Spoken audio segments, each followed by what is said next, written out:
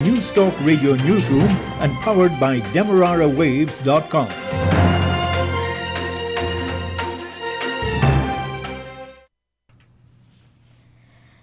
A very good morning to you with the news at this time. I am Deanna Jordan. The news comes to you with the compliments of Eureka Medical Laboratories. And now to begin the news, here's a look at the lead stories. Many criminal cases are to be postponed due to fire at the Director of Public Prosecutions Chambers. Regionally, kidnappers in Haiti have released 2 foreign missionaries, and France is deploying more security forces to Guadeloupe, where there have been days of violent unrest. In international news, several persons have been killed and many others injured after a car plowed into a Christmas parade in the U.S. state of Wisconsin. The details of these and other stories will be coming up right here in just a moment. A COVID-19 PCR test is now mandatory for many routine activities, including travel and return-to-work purposes. At Eureka, our trained and experienced staff will ensure confidentiality while your test is conducted in a professional and timely manner with results in just 48 hours. So the next time you require an efficient and hassle-free PCR COVID-19 test, call 624-8378, 608-8378, or 623-7233 to schedule your appointment. You can also ask about our house call testing service. And now the news in detail. In the wake of the fire that last weekend displaced the chambers of the Director of Public Prosecutions, DPP, the state is from today expected to ask the courts to reschedule cases. The DPP's chambers, located on Rabbit Walk opposite the Kingston seawall, was not destroyed by fire. Attorney at law Shaldemer Hack says appearances before the court will be affected. To some extent, yes, because all the documents are mixed up. They just brought it out in the circumstances of a blazing fire. Because the fire was raging in the building and you saw that for yourselves. So it's all mixed up. The staff in the DP's office would be appearing in the assizes, and all the files and depositions would have been in the office, except for those which lawyers would have had for matters which they're currently doing. And even though some of them may have left it in the office. And then the police prosecutors, they would have had files in here for matters which they are doing in the magistrate's court. The DPP says the documents have been saved. We have been able to save the documents as well as the hard drives for the computers. And we thank God for that. DPP Shaldemer Hack. The non-governmental Electoral Reform Group, ERG, has refused to comment on the proposed amendments to the Representation of the People Act.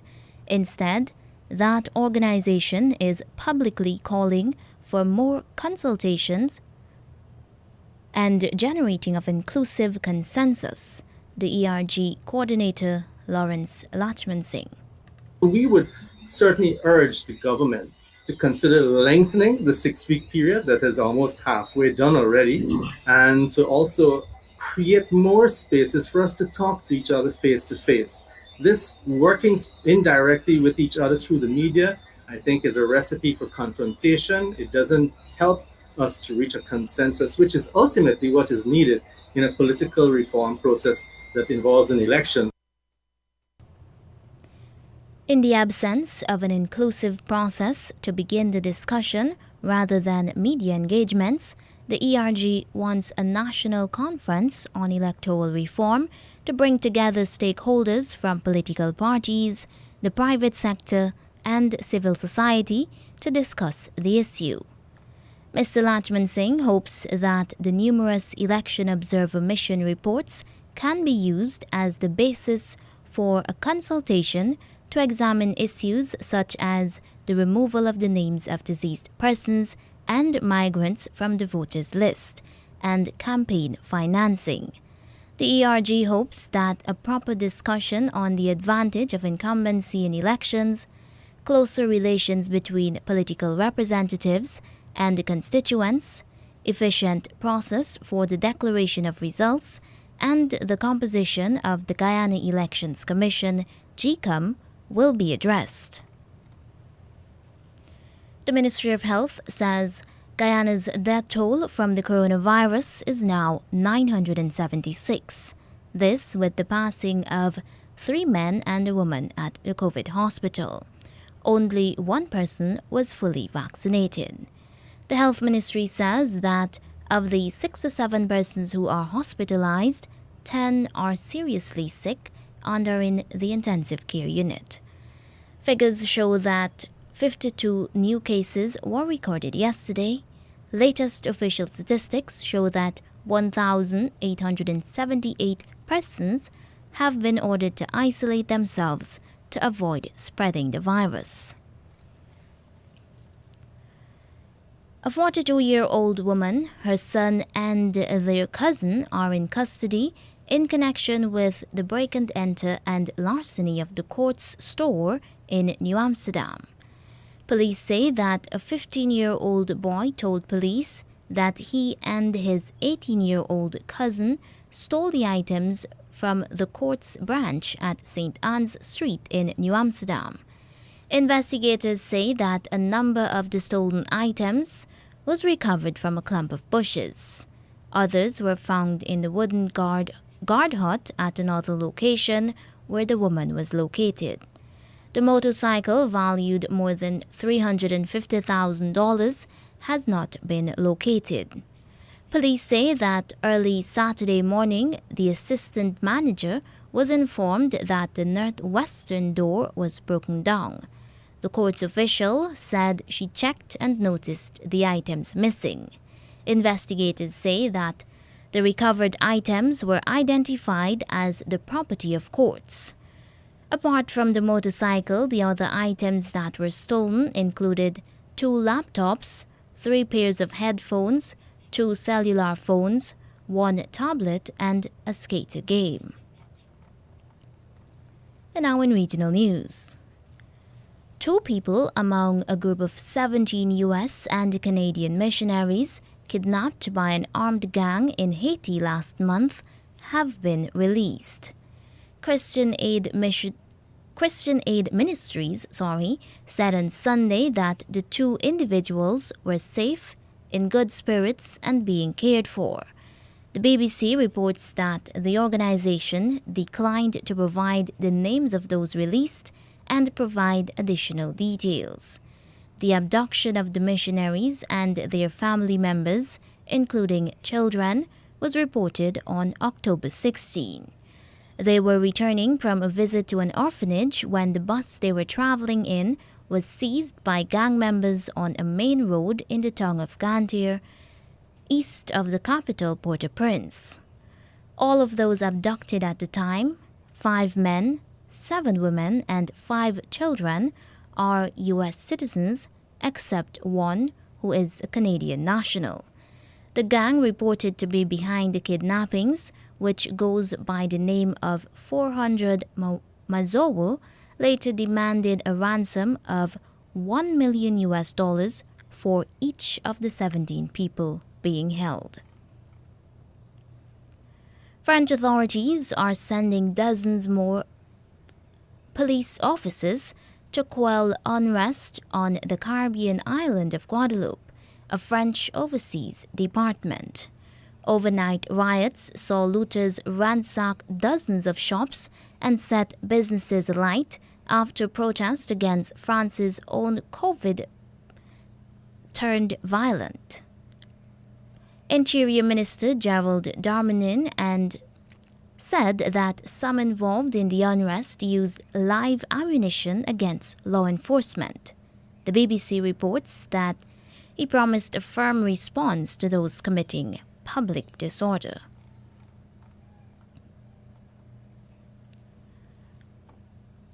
Opposition spokesman on national security, Peter Bunting, wants law-abiding Jamaicans to have easier access to owning firearms. Against the background of riveting crime, Bunting, who served as Minister of National Security between 2012 and 2016, urged the Firearm Licensing Authority to look deeper into assessing the situation in respect of who qualifies for firearms to defend themselves. He told the Jamaica Observer that his approach when he had been minister was that there should be no discrimination once they meet certain requirements. These include that applicants for gun licenses must be fit and proper, competent, nothing negative in background checks, good mental health, and good temperament. Mr. Bunting says instead, the current Jamaica government has choked off the issuance of gun licenses.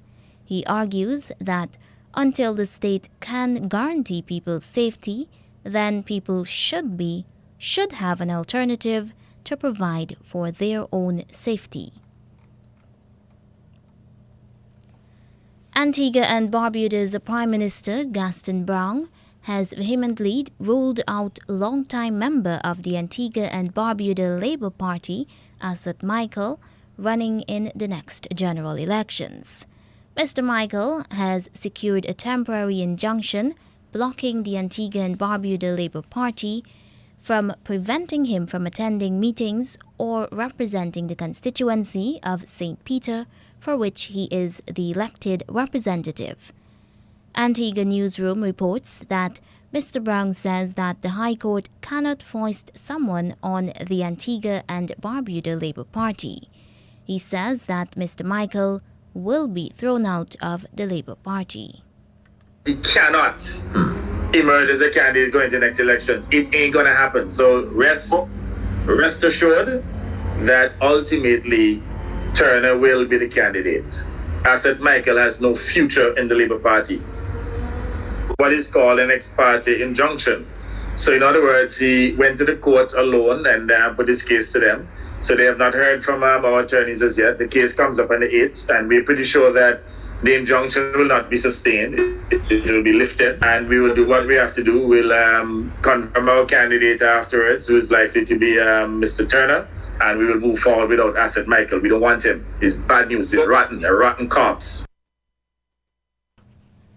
Prime Minister Browne had a few years ago removed Asset Michael from ministerial office after he had been arrested in the United Kingdom as part of a probe into alleged financial crimes. And now for the international news, the latest coming from the BBC World Service. BBC News. Hello, this is Jerry Smith. A car has been driven into a Christmas parade in the US state of Wisconsin, killing at least 5 people. More than 40 others were injured in the attack in the town of Waukesha. A local children's hospital said it had received 15 patients but reported no fatalities. Police have arrested 1 person and recovered a suspect vehicle. The Waukesha police chief gave no further details about the person or a possible motive. Peter Bowes has the latest. CBS reporting that a law enforcement official who is familiar with the investigation saying that the suspect may in fact have been fleeing another scene, possibly a knife fight, when he encountered this parade. And they are also saying that terrorism is not being considered as the reason this happened at this stage. Now, that is one report. The investigation itself is in its early stages, and clearly there's a long way to go and many questions still to be answered. Austrians are once again living under full national lockdown restrictions. Austria is the first European Union country to reimpose such a measure this autumn, reflecting surging COVID infections as winter looms. Over the weekend, thousands of Austrians demonstrated against the lockdown and plans to make vaccinations compulsory by February. Restrictions have also been tightened in neighbouring Slovakia. In much of the country, restaurants are limited to takeaway and delivery services, and gyms have closed. Australia is opening its borders to more travellers. The Prime Minister, Scott Morrison, said fully vaccinated eligible visa holders will be allowed to enter Australia from the beginning of next month. He said vaccinated citizens from Japan and South Korea would also be allowed entry. From the 1st of December 2021, fully vaccinated eligible visa holders will be able to come to Australia without needing to apply for a travel exemption. Eligible visa holders, including skilled and student cohorts, as well as humanitarian temporary working holiday maker and provisional family visa holidays. A court in Sri Lanka has begun the first of 3 trials in connection with the bomb attacks that killed almost 270 people in 2019. The former head of National Police is accused of failing to act on intelligence warnings. Here's Charles Haviland. Within days of the Islamist attacks, which targeted churches and hotels, the Sri Lankan authorities admitted there had been major intelligence lapses. The then Inspector General of Police, Pujit Jayasundara, was arrested months later. A commission of inquiry attached blame to both him and the then Defence Ministry chief. Mr Jayasundara faces hundreds of counts of murder and attempted murder. He denies any intentional aiding or abetting of the outrages. The trial of the 24 men accused of carrying out the attacks is due to start on Tuesday. World News from the BBC. A key prosecution witness in Israel is giving testimony in the long-running corruption trial of the former Prime Minister Benjamin Netanyahu. Nir Hafetz, who was once Mr Netanyahu's spokesman and close advisor, told the court his former boss used to spend as much time on matters to do with the media as with security issues. The Chinese President Xi Jinping has told the 10-nation ASEAN group that China will never use its size to bully its regional neighbours. But the Philippine President, Rodrigo Duterte, told the virtual meeting that the recent altercation with Chinese ships in the South China Sea did not speak well of relations. Lawyers acting on behalf of one of this year's Nobel Peace Prize winners, the Filipino Maria Ressa, have filed a legal request for her to be able to travel to Norway to accept her award. Howard Johnson is in Manila. Maria Ressa's lawyers say they have filed a motion to travel with a court in Manila to allow Ms. Ressa to fly to Norway to be awarded the prize. Her movements are being restricted because of a conviction for libel last year. The case is currently on appeal. Ms. Ressa told journalists that she's enjoying being in Boston, but added that she's looking forward to coming back to the Philippines. Today, Ms. Ressa's lawyers renewed calls on the Philippine government to drop 7 active cases against Ms. Ressa and the Rappler News website, which critics say are politically motivated for the website's hard-hitting coverage of President Rodrigo Duterte's strongman rule. The mayor of the biggest city in the French overseas territory of Guadeloupe has said France must restore order on the Caribbean archipelago after days of violent protests. Henri Durimel, the mayor of Pointe-à-Pitre, spoke of the dangers of armed looters. The protests were sparked by coronavirus restrictions, but are fed by wider social problems. There are fears that organised criminal groups are taking advantage of the unrest. BBC News. The news came to you with the compliments of Eureka Medical Laboratories. Don't let the fear of contracting the coronavirus disease deter you from seeking the medical care you need. At Eureka Labs, we ensure the safety of our clients and staff with our rigid sanitization routine. This involves the use of ultraviolet lights to effectively rid the air and all surfaces of viruses and bacteria that may be present throughout the lab daily. The light works to rapidly inactivate microorganisms through a physical process that is invisible to human eye. So the next time you need a checkup, don't hesitate to give us a call on 225-7574 to schedule your appointment. And now to end the news, here is a recap of the leads. Many criminal cases are to be postponed due to fire at the Director of Public Prosecutions Chambers. In regional news, kidnappers in Haiti have released 2 foreign missionaries. France is deploying more security forces to Guadeloupe, where there have been days of violent unrest. And internationally, several persons have been killed and many others injured after a car plowed into a Christmas parade in the U.S. state of Wisconsin. And that's the end of the news.